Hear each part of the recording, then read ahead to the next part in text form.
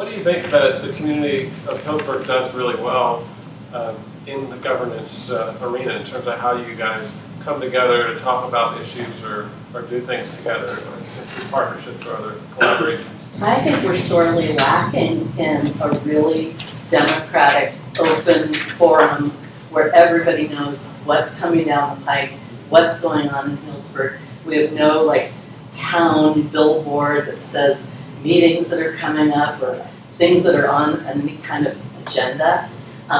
We don't even have a banner across our town that tells people when the farmer's market is, let alone what's coming up on city council. You have to go to a website, and we have a newspaper, but it's a privately owned newspaper, and it's hardly it's run by an editorial point of view.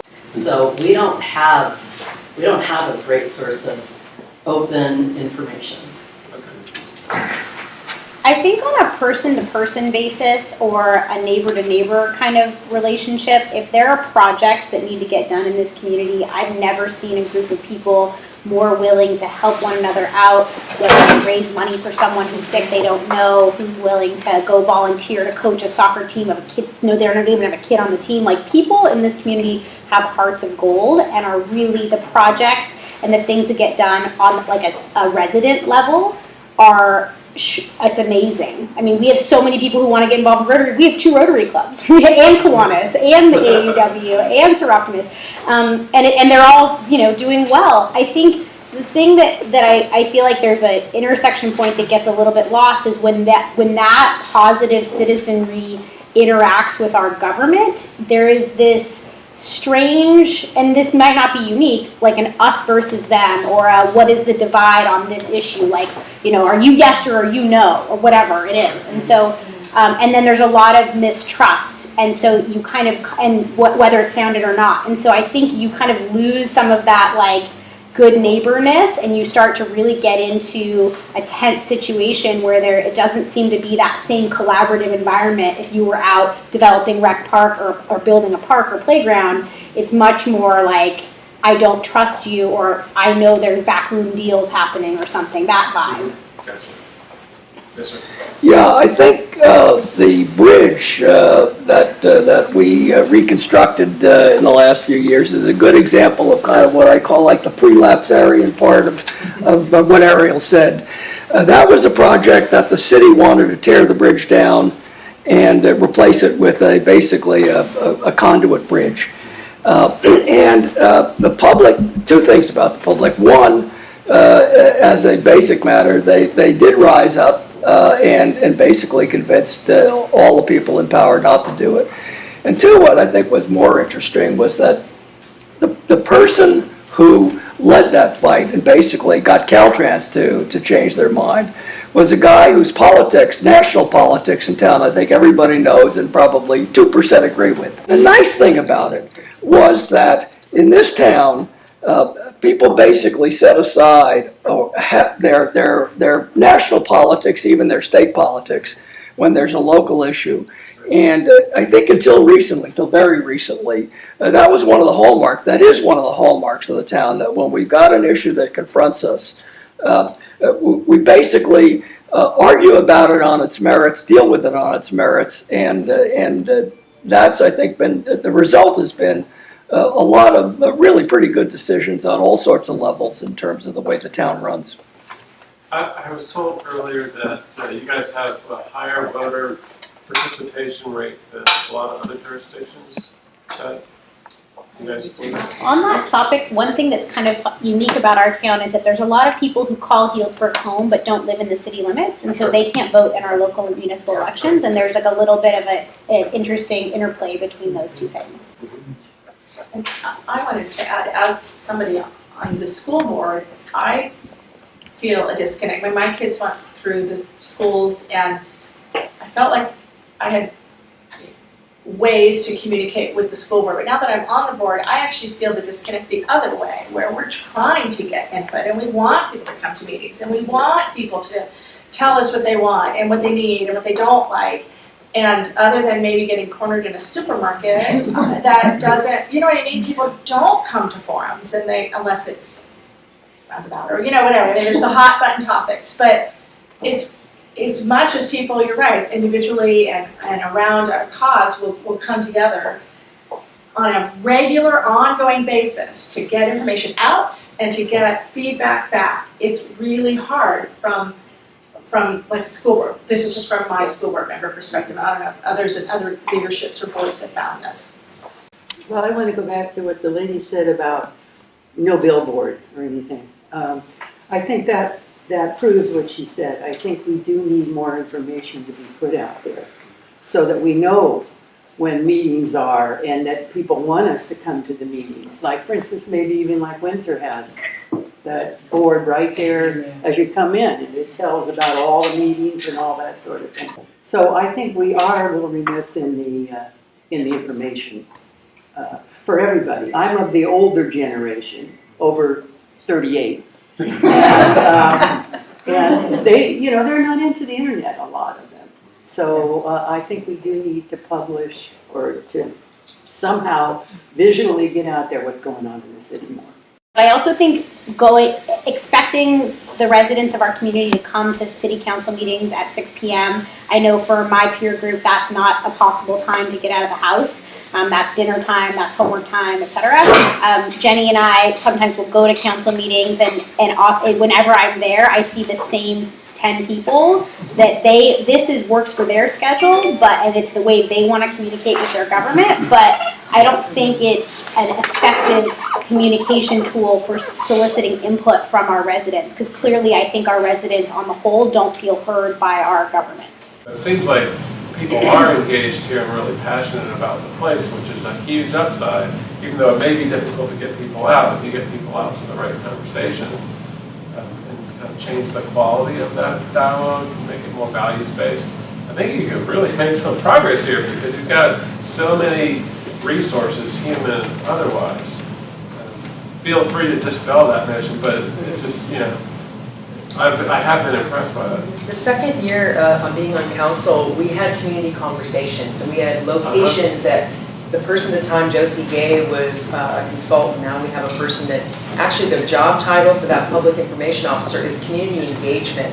That's in the title of that job when we okayed it as council. And essentially what we tried to do before with Josie Gay, and some of you may have gone, they had different locations in the town and you came and it was called Community Conversations. Did any of you attend that? Just curious, like there's one at Summers, one on the plaza, one in the retirement community, and that to me geographically was, I want more of that. I appreciate just the fact that we were trying to go out to the communities. It feels like the city could have more events where we do in fact invite lots of people and have conversation that isn't about policy making, but about vision and values and sharing it. That's what I think is so interesting about today, is just all these people from all different places and all different viewpoints, seeking to understand each other.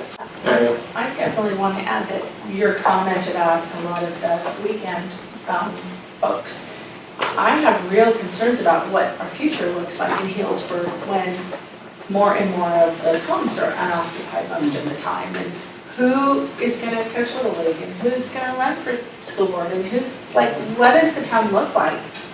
That's one of my big concerns, sorry to jump in, one of my biggest concerns too is where is the 22 to 30-year-old age range of people that are going to be here long-term after the fact, And so it's just, I'm concerned about the future and vision of our town, and I'm just missing, there's this huge missing segment that just isn't really there, and maybe that's just the way it is and whatever, but it's just there is that missing voice in our community that isn't really there. You applauded us for being involved and referred to the second homes. I think a lot of us are here because we keep using the word tipping point, but people are freaked out right now. It is definitely changing, and everybody's got a house next door to them that nobody occupies, and everybody's got kids or knows kids who can't even rent here anymore. So the involvement is kind of kick-started by the last couple of years, where it feels like, okay, here's a new resort, and it's all centered on the allure of the wine, come to the wine. And so there's like very little for young people unless they want to get There's a balance, I think, that needs to be striked, because it's like, I own 2 businesses on the plaza, and, I employ 45 people, and it's important for me to be a leader to them and to be able to make sure that they have their bill paid. So I think that, I hear that argument that, I hear it all the time with people saying, oh, well, the weekenders are ruining everything. Well, it's like, I hear you, but I also see me being able to support 35 people to be able to pay their bills. So I think for us, the conversation merits around finding some sort of balance that's beneficial for everyone and not just for one segment or the other. Or like Ariel was saying, us versus them. I just feel like we need to get away from that conversation. Thinking about housing and what that means for our community and people's ability to live here, and vacation homes being part of that, and hotels also being a part of that. It's all this, this economic puzzle. But we are not building homes for families in our community that people can afford. We're not building homes, period, right? We're building 30 a year of new homes, but we also, what we have doesn't serve the people that need to live here. It's really expensive, and so there's just all of these things, this interplay of the expense of living here, the age of our community, and then there's a lot of silos. Like, I think the biggest thing I see is, like, when you talk about social fabric, the social fabric is strong, but people don't really reach across that fabric. So, like, at Shed, do you think that a lot of people from the low-income community feel comfortable walking in the door of Shed? I think that there's this breakdown of not really knowing how to de-silo ourselves, and it's crazy that we even have so many silos because we're such a small town. I have 122 employees roughly that work for me. Only 19 live in Healdsburg. None of them are under the age of 50. Okay. So that's a problem. I employ doctors, I employ nurses, I employ people. The average wage they can't live in Healdsburg. It's very hard for me to tell my staff to be involved in Healdsburg when Healdsburg isn't their home. For me, solely from my perspective, it makes it hard to attract people to work in the area, because the big attraction for working for me is that they're going to be involved in the community, right? They can do outreach, they can be involved in those things. But if they don't live here, they're not going to do those things. So that's been my view. The other view that I have is 70% of my population is Hispanic or the Latinos that live in the area, and I can tell you they're not going to go to city hall meetings. It's not culturally sensitive. It's not in Spanish. They feel outsiders or marginalized. I think that it's interesting that that it's great that everyone's having this discussion, but I'm with Ariel. There's these huge silos of these populations that aren't here or aren't represented and aren't part of the conversation. And that includes the weekenders. I mean, at the end of the day, they're not here either. And they have a view. That's part of the reason, we don't have fresh ideas in these conversations, and we don't have conversations that are centering the people who we need the most here. I think getting out in the community, going to people's turf, as you said, I think is a really important piece. So I think getting out in the community is a big one. I think videotaping is a big one. I think the lack of Spanish language access to this stuff needs to end. I mean, it's just, there's an entire segment of our population who is completely divorced from this process because of that, and it's, I think it's unacceptable. I get, that all of the sort of logistical things, we need to figure out a way around those things because it's not okay. Yeah, I think one of the things that's really frustrating, I think what we're really saying here is how do we get the population of Healdsburg to mirror the population of our employment community, because the people that work here can't afford to live here. And why is it that we can only build 30 homes a year? We need housing, but nobody wants them in their backyard. I don't know. We're talking about all kinds of stuff, but not the problem. Right? So it's what does it take to, because there's two things. One is we're talking about the Latino community and making sure that they're involved in the conversation, and it's like, I 100% agree with that, but let's face it, a lot of the Latino community can't afford to live here. They're living in Cloverdale. They're living outside of city limits. They're living in Windsor. Living wherever they can, wherever they can afford, right? But our community, the people that work here, they can't afford to live here. right? So how do we make our community reflect what it takes to make our economy go around? How do we build more housing? How do we get beds here? How do we afford people to be able to build equity here rather than just be renters? How do we put projects on the ground that are going to give people opportunities to eventually become homeowners rather than just be renters for perpetuity? How do we keep Healdsburg from getting older and whiter, right? So that young people want to come here and live here, right? Those are questions I think we should be trying to answer.